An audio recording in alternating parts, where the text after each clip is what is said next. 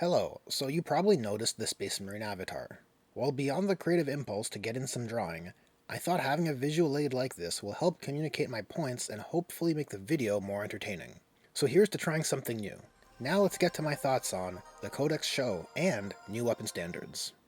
So for my thoughts on the Codex Show, well, for the most part, it was pretty cool, but there are some things. We will get to them. The Zarakan Dynasty rules? Cool. And defining the protocols of the Undying Legions, also cool. The Silent King stat line, I think, is what most of us expected from looking at the model. But really, the stat line is probably the least interesting element of a unit that is this epic. I mean, what will this staff do? What about these pylons? What about the dude up top who's totally happy to be there? The Ophidian destroyers are fine, but I feel the models are a little lackluster. I mean, they are good models, as in they are well executed sculpts, the design of the unit is clear and readable. I just can't help but compare them to the other creepy tall Necron unit with slashing claws that stands on its tail, the Canoptic Wraith. To me, an easy way to differentiate these destroyers from the Wraiths is to flex what is their unique quality. I mean, it's right there. These machines tear their way through the veil of reality. So they're sort of robot ghosts, which actually makes the term Wraith rather fitting for them. But I digress. They are what they are. And I think there are some great plastic art, reality-tearing, portal-style conversion opportunities for these guys. Their addition also brings even more of a death flavor to the Necrons. And when combined with the other new destroyers, I think it opens up some destroyer-centric army lists to have some pretty good variety in character, which is great. New plastic flayed ones, also great. I think we all expected to see this come to be with this Necron refresh, and the design has been excellently reimagined from the previous resin version. The two new Cryptex are probably my favorite models of the whole show, perfectly bizarre robot alien space wizards. While I don't know if this marks the totality of the Necron releases as revealed, it already feels as though the range has doubled in size. Although I'm not too familiar with Necrons, so I would be curious to hear from the Necron players out there if that is the case. And that wraps up the Necron portion of the Codex Show. The Space Marine stuff is also pretty cool. News that the chapter command roles no longer being bound to command points is, I think, a step in the right direction. But the most important element of these rules being present is that finally Blood Angels, Dark Angels, and Space Wolf players have access to them. I made a video a few months ago on that lack of consistency, and it was late even then. But I suppose it's better late than never. Heavy Intercessors. Aside from the embarrassing wargear typos, I feel they offer a nice alternative for the chapters that want that maximum chunk. As with them, Marine players now have a Gravis option in all the major Force Org slots, and speaking subjectively, I am pleased to see they are battle line units. I think the general expectation was that the heavy bolt rifle was going to be equivalent to a 2-shot heavy bolter, but with their stats now revealed, and with the way their wargear is restricted, that isn't really achievable, and so I think the battle line and troops role actually seems pretty fair. Eradicators getting a multi-part plastic kit is fine, but honestly, they are a unit I find pretty boring aesthetically speaking, although the reveal that they can take a multi-melta does open up some future conversion possibilities.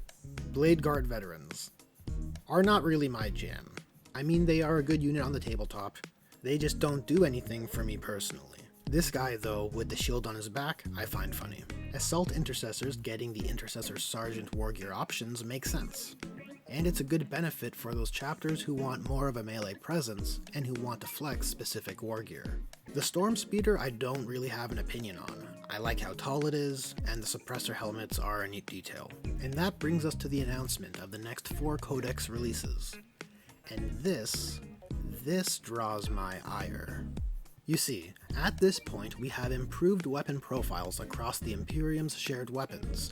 Multi-meltas, heavy bolters, flamers, power fists, the list goes on. But because Games Workshop only sees fit to update rules when new books are published, many factions will have to wait until GW decides to release a publication for their faction for them to be brought in line. And it results in some pretty bizarre contradictions during that in-between time.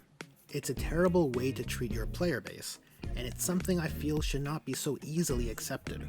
And I will continue to draw attention to it because I feel it is just. This is, of course, assuming there is not an FAQ update in the interim for the Sisters, Imperial Guard, and a very small and not at all comparable faction called Chaos Space Marines. You probably never heard of them. Oh wait, they actually did it. Funnily enough, guys, this news came to me as I was editing this video, so credit where it's due.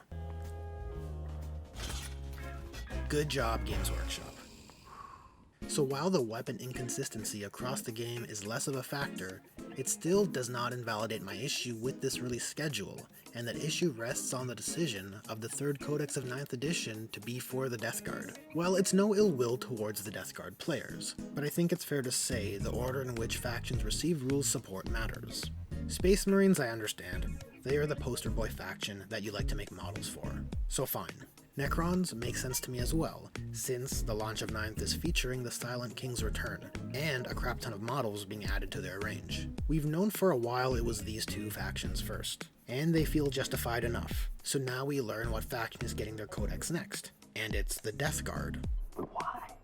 Are the Death Guard getting their range expanded? It doesn't appear to be the case, so why not provide rule support for the factions which, well, currently have less than adequate rules? The Chaos Space Marines Codex has been, in my opinion, the weakest and or poorest codex throughout all of 8th edition, and they have also transitioned into 9th edition as probably the worst faction as well, certainly worse than the Death Guard.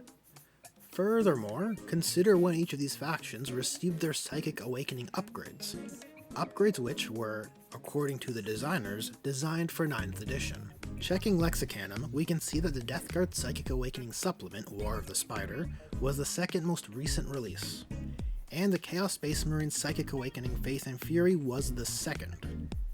And I believe it's not a stretch to say that what the Death Guard received was substantially more robust. And after all of that, they have the audacity to claim that the Death Guard Codex in 8th edition is the oldest of the Heretic Astartes codexes.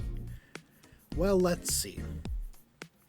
Nope, sorry. The older codex is Chaos Space Marines. Nice try. Unless they think the updated Chaos Space Marines codex makes it newer, as in it's comparable to the 2nd Space Marine Codex of 8th edition, let me offer a hot take. Nah, not really. Faith and Fury added more material to Chaos Space Marines than their updated codex did.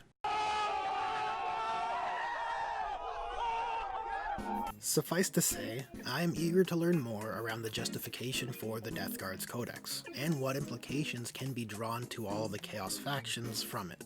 So, where were we? Right, the Forge World book was very slim on details, but it's nice to see some light shed around its status, and the confirmation of a new regimental doctrine for the Kriegers is great. And I think that's a wrap on this one. Thanks for watching. These were my thoughts on the Codex Show previews and the new weapon standards. So what do you guys think? I'm eager to hear your takeaways and opinions on the reveals and news, so feel free to leave them in the comments below this video. So if you enjoyed this video, there's a like button, and if you want to help this channel grow, there's a subscribe button. There's also a bell button and a share button, so press the buttons you want to press. Thanks again for watching, and I'll hope to see you guys in the next one.